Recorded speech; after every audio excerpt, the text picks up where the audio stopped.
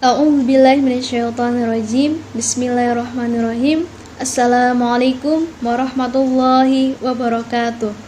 Hamdan wa tahmidan wa syukran ala akmal talana min dinil Islam wa nusolli wa nusallimu alal huda war rahmatil khatimin nabiyyin wa imamil mursalin wa ala alihi wa ashabihi ajma'in, amma ba'd.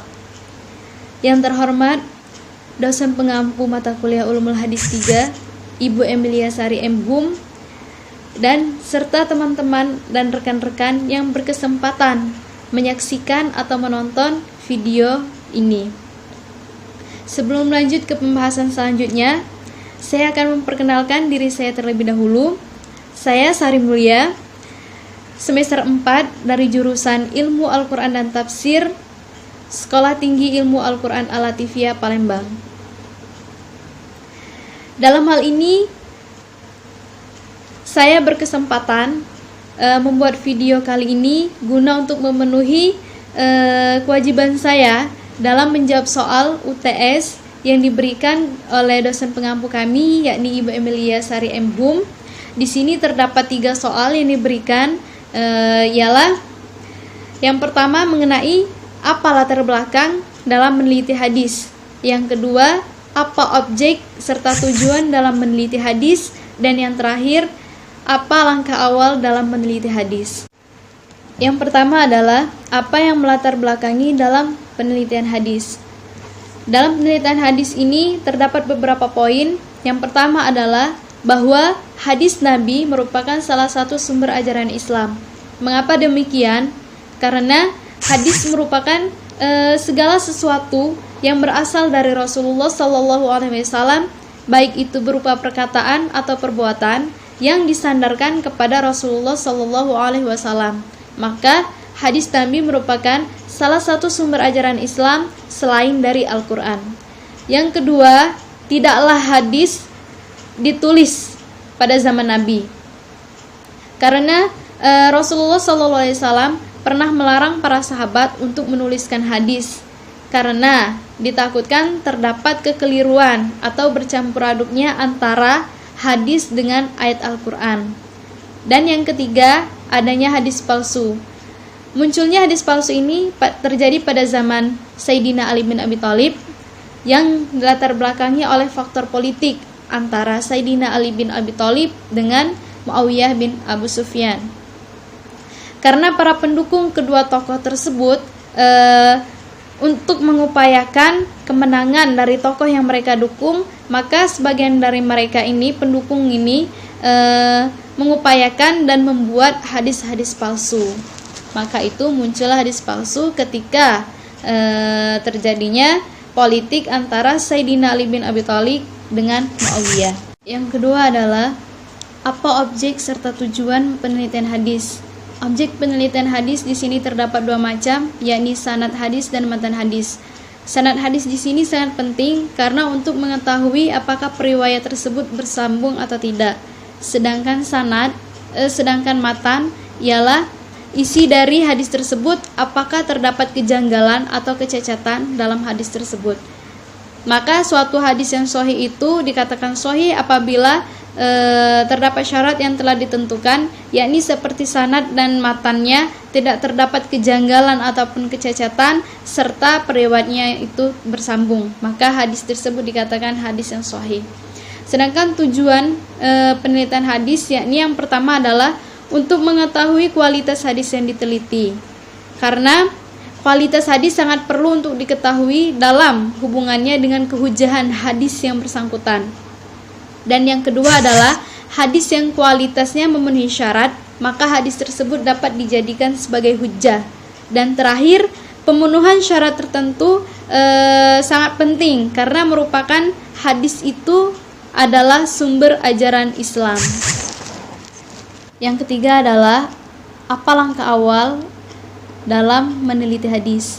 Di sini digunakan beberapa cara, dan langkah tersebut bisa disebut dengan takhrijul hadis, di mana tujuan dari takhrijul hadis ini ialah untuk mengetahui asal-usul periwayat hadis yang akan diteliti. Yang kedua, untuk mengetahui seluruh periwayat hadis yang akan diteliti. Dan yang ketiga adalah ada atau tidaknya syahid atau mutabi sanad yang akan diteliti. Dalam takhrijul hadis juga digunakan dua metode, yakni metode takhrijul hadis bil lafzi dan metode takhrijul hadis bil maudu'i. Takhrijul hadis bil lafzi ialah penelusuran hadis melalui lafal, karena ada kalanya hadis yang akan diteliti hanya diketahui sebagian saja dari matannya. Bila demikian, maka takhrij digunakan ialah lafal matan agar lebih mudah untuk dilakukan. Sedangkan takhrijul hadis bil maudu'i ialah penelusuran hadis melalui topik masalah, karena hadis yang diteliti tidak terikat pada bunyi lafal matan hadis, akan tetapi berdasarkan topik masalah. Misal, permasalahan yang akan dibahas mengenai nikah kontrak atau kawin mut'ah, maka dapat menggunakan penelusuran seperti bantuan dari kitab kamus atau beberapa kamus lainnya yang dapat memberikan keterangan mengenai berbagai riwayat yang menjelaskan topik tersebut. Langkah-langkah penelitian hadis ini ialah yang pertama dapat melakukan iktibar, di mana iktibar ini digunakan untuk mengetahui keadaan sanad seluruhnya, yang dilihat ada atau tidaknya pendukung berupa riwayat yang berstatus syahid atau mutabi. Dan iktibar ini juga selain iktibar bisa juga melakukan pembuatan skema sanad, di mana dalam pembuatan skema sanad ini diperlukan 3 hal yang harus diperhatikan. Yang pertama adalah jalur seluruh sanadnya, yang kedua adalah nama-nama periwayat dan seluruh sanadnya, dan yang terakhir adalah metode periwayatan yang digunakan oleh masing-masing periwayat. Yang kedua adalah penelitian pribadi periwayat dan metode periwayatannya. Di sini dapat dilihat dari penelitian pribadi periwayat, salah satunya adalah kaidah kesahihan sanad yang menjadi acuan, karena setiap meneliti hadis itu harus ada acuan. Acuan yang digunakan adalah kaidah kesahihan hadis, yang bila hanya hadis tersebut yang diteliti bukanlah hadis mutawatir. Dan yang kedua adalah kapasitas pribadi periwayat.